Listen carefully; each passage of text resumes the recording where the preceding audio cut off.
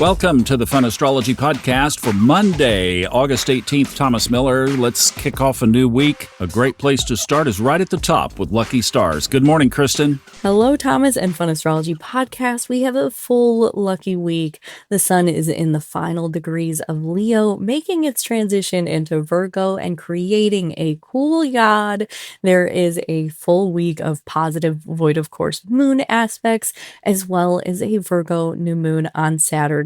This is a great week to work with to find more Lucky Stars days. Join the Lucky Stars Club. Thomas and I can't wait to see you there. I hope you all have a great week. Thanks, Kristin. And of course, in the video, we go through day by day and show the structure of each thing that is taking place. Now, it's interesting that she is calling these voids, of course, lucky. So that gives us quite a few lucky days. It sure does.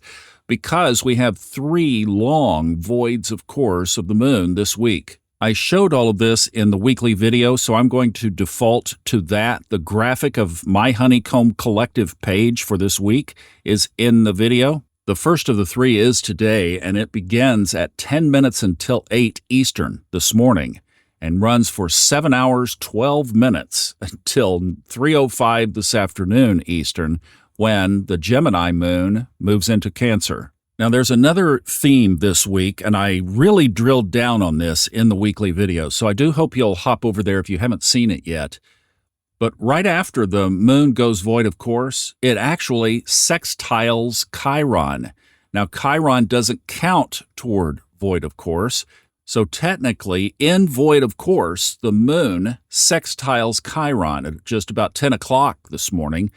And then tomorrow, the big aspect is the sun trining Chiron. So both luminaries are in positive aspects to Chiron this week. And that is exactly an underscore of what I put together and show in the weekly video. It's amazing how all of this ties together. I also show a Uranian astrology chart in that video. And there's a full description of why I think this could be one of the most transformative weeks literally in our lives. The midpoint symbolism on this week involves everything in the sky, basically. The whole sky is shouting this, and here the luminaries are kicking the week off shouting this.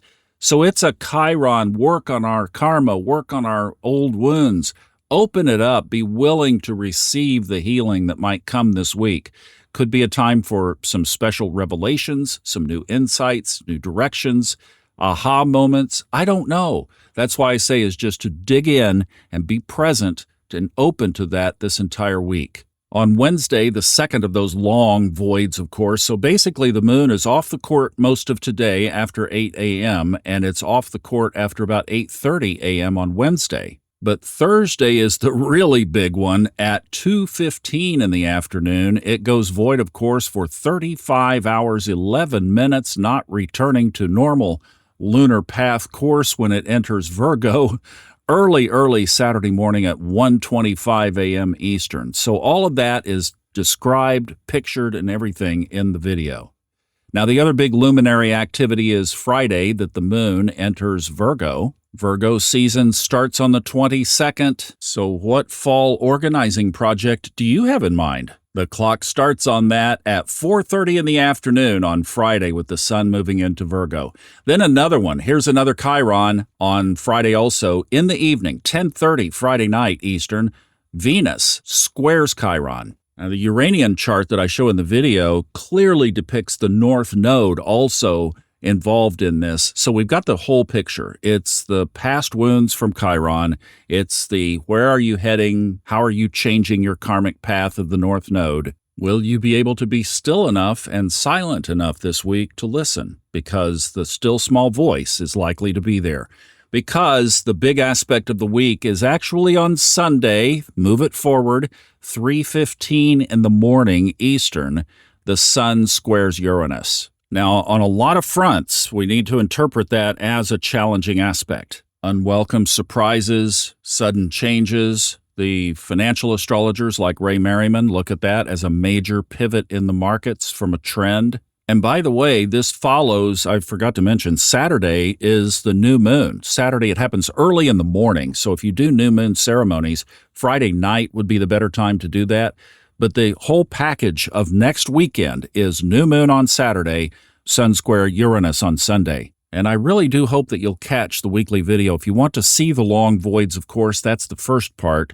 And then you could skip up to where the Uranian dial comes on for the second part, where I explain not only why, but how and in what areas I think you also can experience this incredible insight that comes from this aspect. In short, we know that the Great Pyramid is changing things. So we have to look at an aspect like this that would otherwise be considered, that's bad. Oh, no, that's good, or it can be good. And because of all these other energies in the sky cooperating with this aspect, it could be very good. Now, the one challenging thing I'm just going to set up, and this is for every one of us, that is that Uranus is masterful at shaking us loose from things that no longer serve us.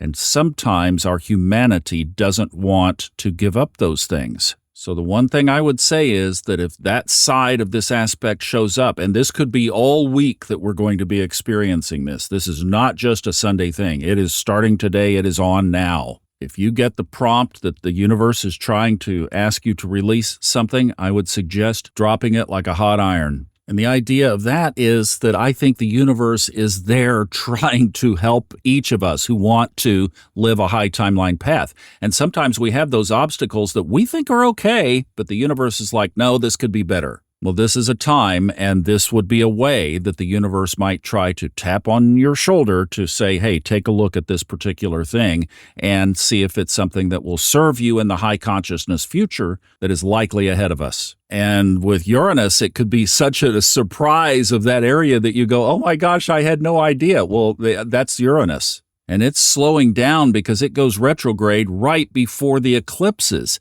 So that's why you should register for our eclipse webinar. We're going to not only talk about the effect of the eclipses, but also of Uranus specifically as it goes retrograde the day before the first eclipse. That registration is on our new website, which we are slowly migrating toward. We're going to throw the switch as planned on September 14th. And then funastrology.com will be hightimelineliving.com. And that's where you go to register. I hope you will. We'd love to see you on, and you will get the replay if you do register. But if you can join us live, we can chat. I hope you have a wonderful Monday. I hope you have a great week with some gaps in the moon so that we can do our inner work. So I leave you with Namaste, Satnam, Maranatha, Holy, Holy, Holy. Whatever it is that expresses your connection to Source. That's our theme for this week. Thanks for listening. Thank you for your time. I love you. I'll see you back on Friday.